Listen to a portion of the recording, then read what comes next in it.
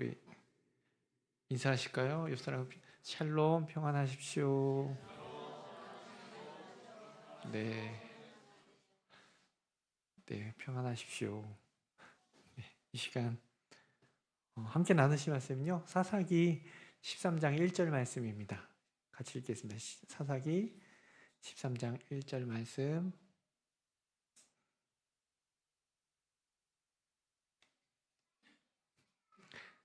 네, 사사기 13장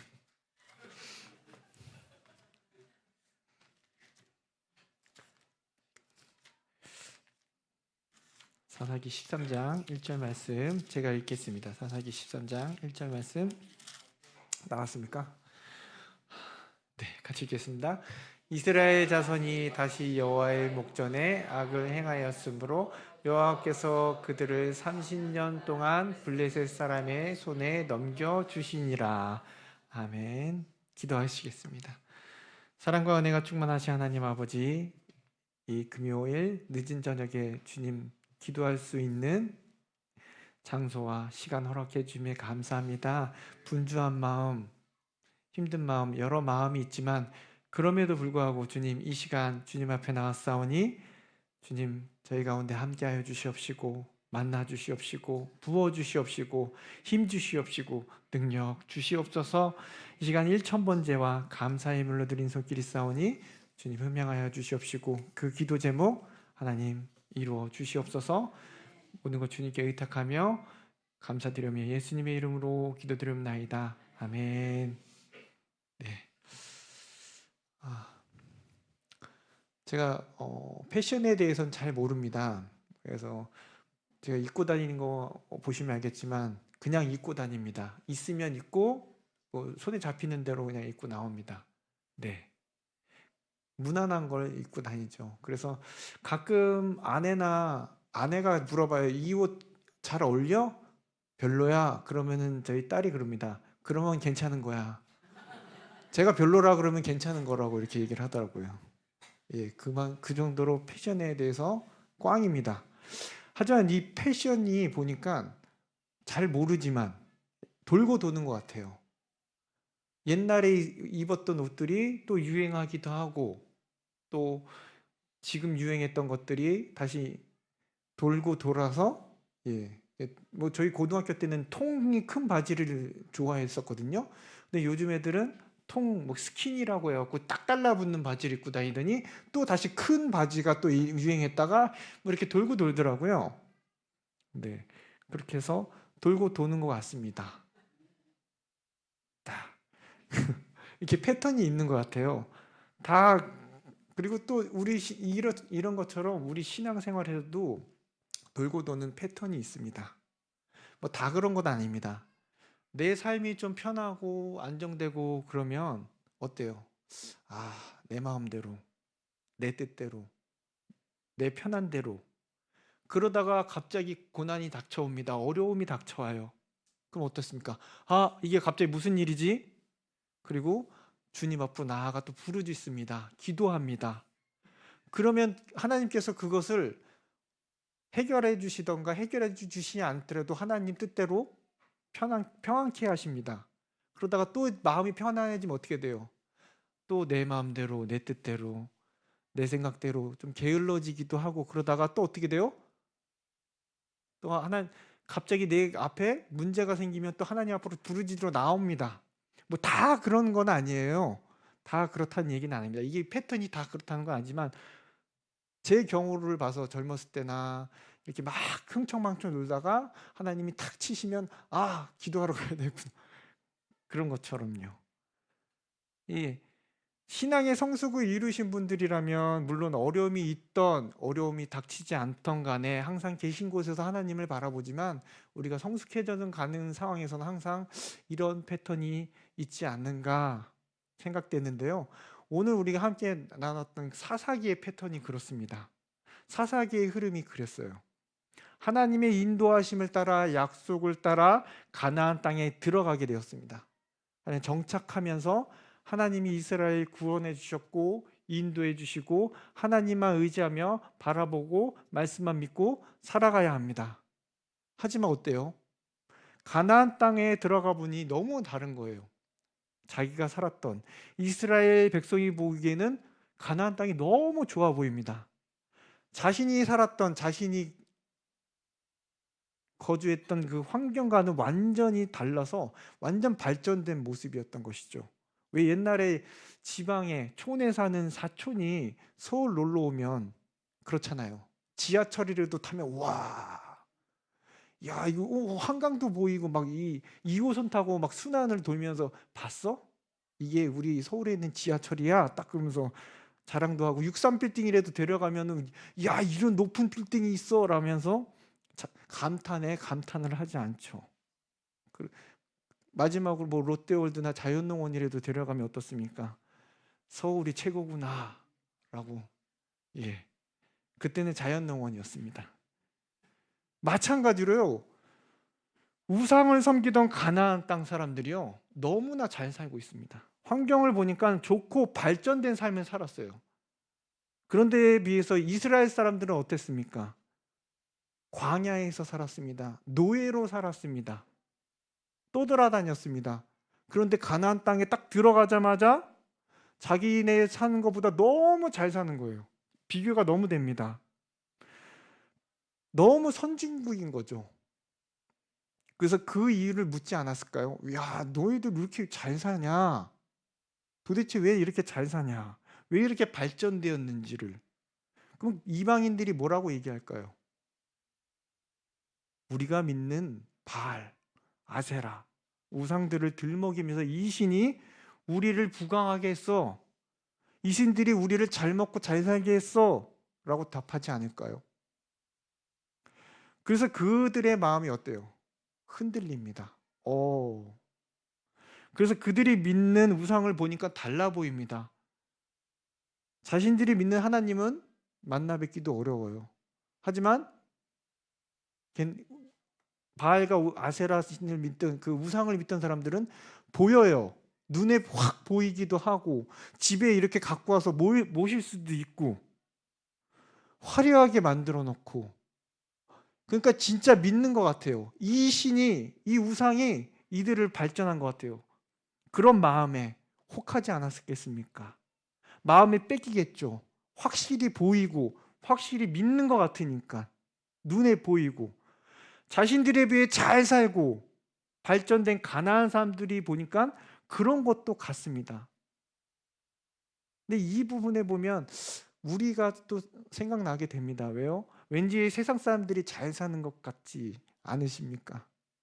우리만 힘들게 사는 것 같기도 하고, 그들이 믿는 돈, 명예, 배경, 그런 것이 더 확실히 우리를 이끌어 주는 것 같기도 하고, 잘 먹고 잘 사는 방법 같지 않으십니까? 눈에 확실하고 기도하는데 들어주시기는 하는 것 들어주시나? 세상 사람들의 말이 정말 그런 것 같기도 합니다. 이 방법이 더 확실한 것 같고 진리 같고, 그래서 교회를 떠나고, 그래서 하나님을 떠난 결과 어떤가요? 엄청 혼나지 않습니까? 아니면 여전히 그걸 모른 채로 세상 속에서 살거나 타협하거나 세상의 말에 귀 기울여 살고 있지는 않습니까? 마찬가지로요, 이스라엘 백성이 하나님을 떠났습니다. 하나님을 떠나고 우상을 섬기기 시작해요. 왜요? 확실히 보이고 이들이 말하는 것처럼 확실히 우리를 잘 살게 해주고 배불르게 더 해줄 것 같은 그런 생각이 들었기 때문에. 그런 가운데 이 사사기는요, 하나님께서 이스라엘 백성을 어떻게 해요? 하나님께로 돌이키시기 위해 어떤 걸 사용하십니까? 주변국을 사용하셨어요. 그들을 침략하게 하셔서 고난받게 하십니다. 이 고난으로 인해 어떻게 해요? 우리가 잘못했구나, 그렇구나 라고 깨닫습니다. 그래서 어떡합니까? 잘못했습니다, 부르짖습니다. 하나님은 어떻게 하십니까? 우리가 알듯이 사사를 보내서 구원해 주십니다. 그리고 아까 말씀했던 것처럼 평화롭게 살다가 또 하나님을 떠나요. 또 떠나서 죄를 짓습니다. 그럼 또 어떻게 해요? 매를 드시죠. 주변국을 사용해서 그들을 힘들게 하고 고통, 고난 속에 빠지면 또 회개하고 또 부르짖고 또 사사를 통해서 구원하십니다. 이게 사사기 전체의 패턴이고 이야기입니다. 이런 흐름과 같이 오늘 본문도 마찬가지입니다. 1절 말씀 다시 보겠는데요. 함께 읽겠습니다. 이스라엘 자손이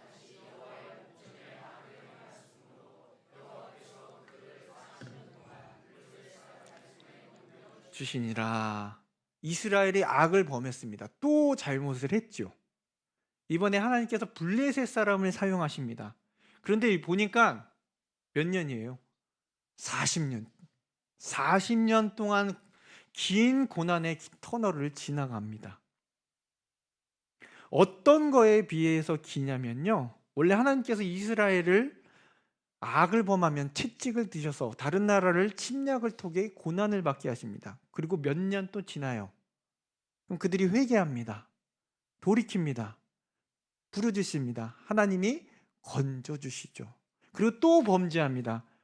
그리고 또 벌하십니다. 몇 년 지나면 회개하고 부르짖고 하나님이 건져주셨어요. 그런데 이 기간이 40년 동안이었습니다. 오늘 본문은 40년, 아주 긴 기간 동안 어떻게 해요? 블레셋 사람들에게 넘겨주셨어요. 야, 요번엔 좀 길었구나 라고 생각하실 수 있으세요. 하지만 자세히 1절을 보면 다릅니다. 왜요? 다른 시기와 뭐가 다른지 한번 보시겠는데요. 사사기 2장 18절 말씀, 3장 9절 말씀, 4장 3절 말씀, 6장 6절 말씀 좀 긴데요. 함께 읽겠습니다. 여호와께서 그들을 대적의 손에서 구원하셨으니 이는 그들이 대적에게 압박과 괴로움 슬피 부르짖음으로 여호와께서 뜻을 돌이켜 이스라엘 자손이 여호와께 부르짖음에 여호와께서 이스라엘 자손을 위하여 한 구원자를 세워 그들을 구원하게 하시니 야빈 왕은 1900대를 20년 동안 이스라엘 자손을 심히 학대했으므로 이스라엘 자손이 여호와께 부르짖었더라. 이스라엘이 미디안으로 말미암아 궁핍함이 심한지라 이에 이스라엘 자손이 여호와께 부르짖었더라. 여러분, 여기서 공통적으로 들어가 있는 게 뭔지 아세요? 부르짖었더라. 부르짖었더라. 부르짖음에 자손이 여호와께 부르짖었더라. 부르짖었더라. 공통적으로 들어있는 게 부르짖었더라라고 얘기합니다. 이스라엘 민족은요, 가나안 땅에서 들어와 살면서 하나님을 떠나 우상을 섬기는 죄를 지었습니다. 비록 구원받고 편안했지만 언제 그랬는지 주님께 또 범죄했어요. 그로 인해 고난, 고통 가운데 있을지라도 늘 어떻게 해요? 회개하고 하나님께 구원해달라고 기도하고 부르짖었어요. 그런데 오늘 말씀 1절 보면요, 뭐가 빠졌냐면요, 그 긴 동안 40년 동안 고난을 받고 있는데, 그런데 그 고통 속에서 제발 구해달라고 부르짖는 구원을 위한 기도가 빠졌습니다. 40년 동안 고통을 받고 있는데 부르짖었더라라는 말씀이 빠져 있다는 거예요. 왜 그렇습니까? 왜 그럴까요? 분명 다른 핍박이나 다른 고난을 채찍을 들면 부르짖었더라 하는데 오늘 13장 1절 보면요, 40년 동안 블레셋 손에 넘겨주시니라 끝이에요.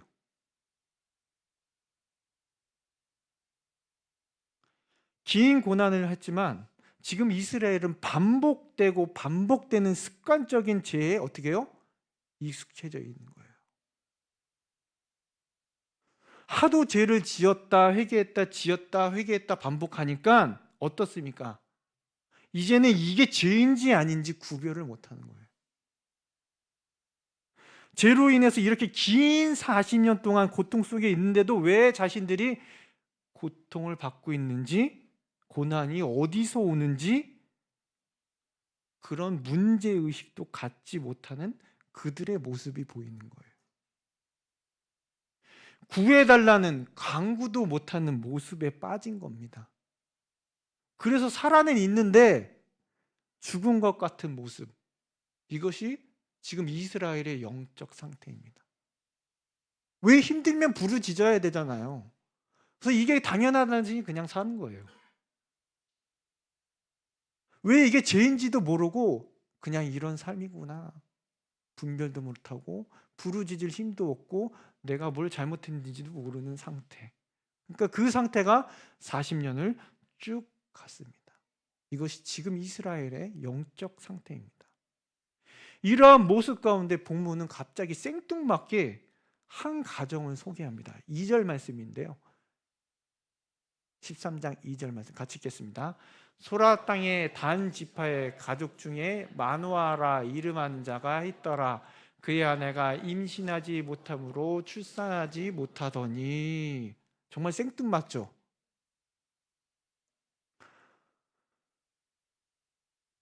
아이를 갖지 못하는 마누아 가정을 소개합니다.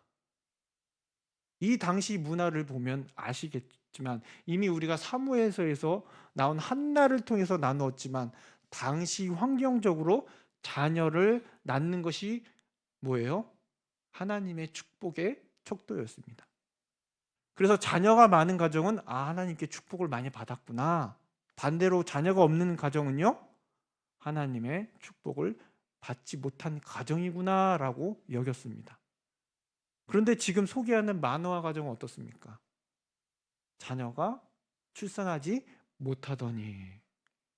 그렇다는 건 이 가정에 뭐가 있어요? 문제가 있었습니다. 말할 수 없는 문제가 있었던 것입니다. 가정의 문제, 고통의 문제. 여러분, 이렇게 있으면 어떻게 해야 돼요? 맞습니다. 부르짖어야 돼요. 우리가 알고 있는 한나는 어떻게 했습니까? 그녀는 주님 앞으로 가서 통곡하였습니다. 통곡. 분인나가 자기를 흔드는 걸 보고 부르짖었어요. 누구한테요? 하나님께 나아가서, 여호와께 나아가서. 그 결과 마음이 괴로운 한나의 기도를 들으시고 태의 문을 열어주십니다. 이와 같은 또 한 명의 성경에 나오는 인물을 보면 이삭도 마찬가지였습니다. 리브가가 인택치 못함으로 인해 마음에 근심이 있었습니다. 그래서 이삭이 이렇게 하는데요. 창세기 25장 21절 말씀입니다. 같이 읽겠습니다.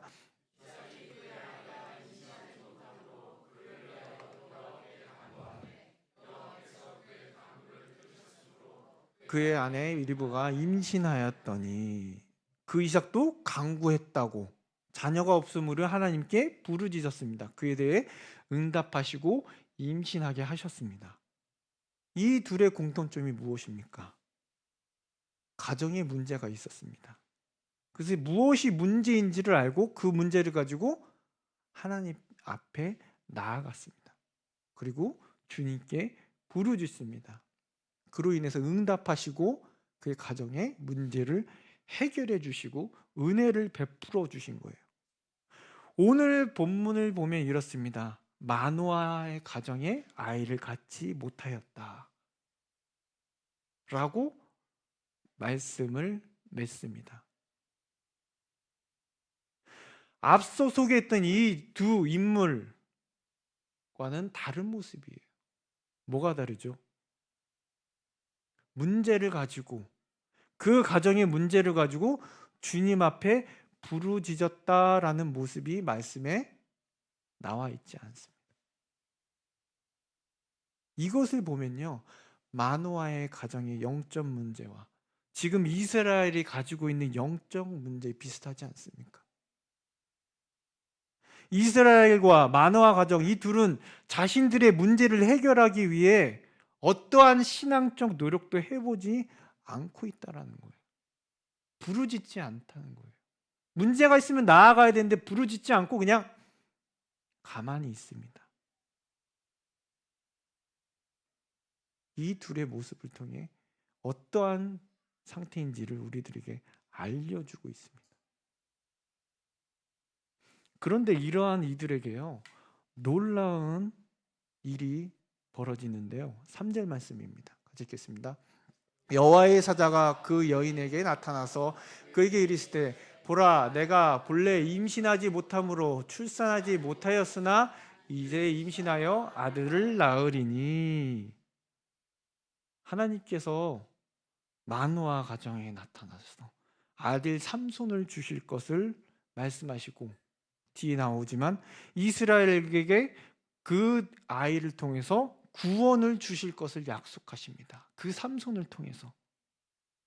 마누아 가정은 물론이거니와 이스라엘에 오랫동안 고통받고 있었던 문제로부터 어떻게 해요? 해결해 주겠다라고 말씀해 주고 계세요. 이스라엘과 마누아 가정, 영적 질병, 심각한 신앙의 문제가 있었습니다. 그래서 그들에게는 문제의식도 죄의식도 없었어요. 자신의 죄에서 돌이키려 하지도 않았습니다. 이런 문제의식이 없으니 어떻게 해요? 하나님 앞으로 나아가 부르짖지도 않고 간구하지도 않았습니다. 하지만 여러분, 그런 저들에게 누가 직접 찾아가십니까? 하나님께서 직접 찾아가십니다. 그리고 그들의 근본적인 문제에 대해서 해결해 주실 거다라고 약속을 해 주십니다. 여러분, 왜 하나님은 그들에게 은혜를 베푸시나요? 저들이 잘한 것이 있어서일까요? 축복받을 만한 일을 그들이 했습니까? 그들이 뭘 하려고 하나님께 제사를 드렸나요? 예배를 드렸나요? 하나님께 도와달라고 간구하고 부르짖고 나아갔나요? 죄에서 돌이키겠습니다라고, 말씀대로 살겠습니다라고 노력을 했느냐 말입니다. 여러분, 저들이 한 것은 아무것도 없습니다. 아무것도 하지 않았습니다. 물론 성경적으로 이것은요, 구원의 역사를 이루시는 하나님의 섭리예요. 이미 이스라엘 백성들과 약속을 이루어 가시기 위한 그 가정입니다. 마누아 가정에 삼손을 주셔서 이스라엘을 구원하시고자 하시는 하나님의 약속을 스스로 이루어 가시기 위한 것입니다. 하나님의 일방적인 은혜입니다. 하지만 정작 이스라엘은 이 은혜를 받기 위해 무엇을 했냐는 것입니다. 마누아 가정은 이 은혜를 받기 위해 무엇을 했냐는 것입니다. 그들이 한 것은 아무것도 없다는. 오히려요, 잘못투성이지 않습니까? 오히려 죄를 범하지 않았습니까? 그런데 그럼에도 불구하고 하나님은요, 그들에게 다 주려고 하십니다. 왜요? 왜 하나님은 다 주실까요? 사랑하시니까. 그들을 사랑하시니까요. 이유가 없으세요. 여러분, 제가 부모가 돼 보니까 이런 마음이 들더라고요. 나는 조금 덜 먹어도 애들은 좋은 것 주고 싶고, 내가 조금 더 좋은 것 안 입어도 아이들은 새 걸로 사주고 싶은 마음. 바르지 않아도 아이들은 좀 더 좋은 걸로 발랐으면 하는 마음. 부모님을 떠나고 보니 그 마음을 다는 아니지만 조금은 알게 되더라고요. 저도 못난 자식이었구나. 제 자식이 잘났건 못났건, 얼굴이 이쁘던 안 이쁘던, 머리가 좋던 좋지 않던, 하지 말라고 하면은 그렇게 가서 아이들을 참견하면서 아이들에게 짓궂게 굴지만, 사고 뭉치지만, 왜 그러나 싶지만, 그럼에도 불구하고 여러분, 값없이 주고자 하는 것이 부모의 마음 아닙니까? 이런 일방적인 사랑이 아닌가요? 오늘 본문이 그렇습니다. 여러분, 이스라엘은요, 죄에서 돌아서지도 않아요. 부르짖지도 않아요. 하나님의 이름을 찾지도 않습니다. 그런데 왜 이렇게 은혜를 베푸십니까? 하나님 아버지께서 긍휼히 여기셔서 값없이 베푸시는 일방적인 은혜입니다. 하나님 아버지께서 그 약속을 이루시는 일방적인 사랑인 거예요. 그렇다고 우리가 막 살아도 된다는 의미가 아닙니다. 하나님의 은혜를 받고 있는 이유가 어디에 있는지를 우리를 깨닫기를 원합니다. 여러분, 은혜가 어디에서 옵니까? 왜 우리는 은혜를 받습니까?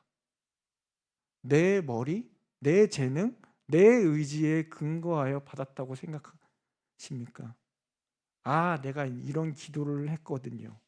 아, 제가 이런 믿음이 있었거든요. 아, 제가 이렇게 순종해서 받았습니다. 제가 교회를 위해, 주를 위해 제가 헌신해서 시간을 드리고 물질을 드리고 열심을 다해 드렸더니 은혜를 주셨습니다. 그 이유를요, 신앙의 행위로 제시를 합니다. 여러분, 정말 우리가 그러던가요? 우리의 믿음은요, 거친 파도 같은 문제 앞에서 그 물 위를 걸을 만한 믿음이 있으신가요? 그 문제 앞에서 우리의 믿음이 모든 두려움을 잊고 이 홍해를 가를 정도의 믿음으로 나아가셨냐는 말이에요. 주님 앞에 어쩔 수 없이 하는 순종이 아니라 정말 내 마음에서 우러나와 가감없는 순종, 그런 헌신이었다는 말이에요. 여러분, 우리는 항상 넘어지기 쉽고 핑계대기 쉽고 원망하기 쉬운 영적으로 충만하지 못한 자들입니다. 믿음도 부족해요. 순종도 부족해요. 순수한 순종이 아니라 어쩔 수 없이 하는 순종입니다. 하지만 그럼에도 불구하고 우리에게 임했던 축복은 어디로부터 온 것입니까? 그 은혜가 어디로부터 나왔냐는 것입니다. 여전히 한없이 사랑하시고 한없이 베푸시기 원한 하나님의 일방적인 은혜가 아니었습니까? 그러므로 우리가 그 은혜를 어디서 받았는지 잊지 않기를 원합니다. 왜 은혜를 받았는지, 어떤 은혜인지, 어떤 사랑인지, 그 사랑을 우리가 항상 기억하면서 겸손하게 주님 앞에 무릎 꿇고 나아갈 수 있는 저와 여러분들에게 이 시간 간절히 기도합니다. 이 시간 우리 말씀을 생각하면서 그럼에도 불구하고 찬양하길 원합니다.